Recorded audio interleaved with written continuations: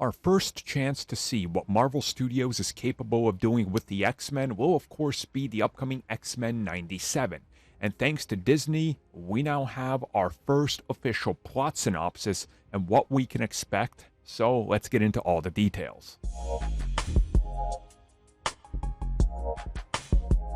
So while we still patiently await our first trailer for this, or anything really outside of those off-the-side camera images from San Diego Comic-Con, at least they are feeding us other info. So here is what we know so far about the actual story. So this comes at us from the showrunner, and he reveals that in this series, again picking up years after the original, there is a wave of increased sympathy towards mutants and understanding their culture and where some of them come from. But all is not good. And this is when things are going to go in a different direction. Specifically the fact that Professor X is not really a factor right here, and there's still other mutants that are caught up in their own things that are going on. Whether it's Gambit, whether it's Rogue, or whether it's Magneto. And he specifically reveals that this is when Magneto comes into the whole plot, trying to take over for Professor X and be a different type of leader. Except the twist is he's going to try to be a force for the good of mutant kind.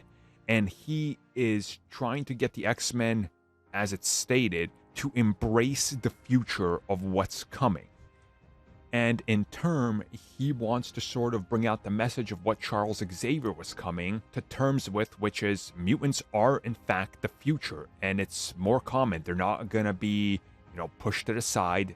They're not going to go away, and the two need to coexist. So what happens with Magneto now, who's obviously going to have his own views and obviously his own, let's just put it how it is.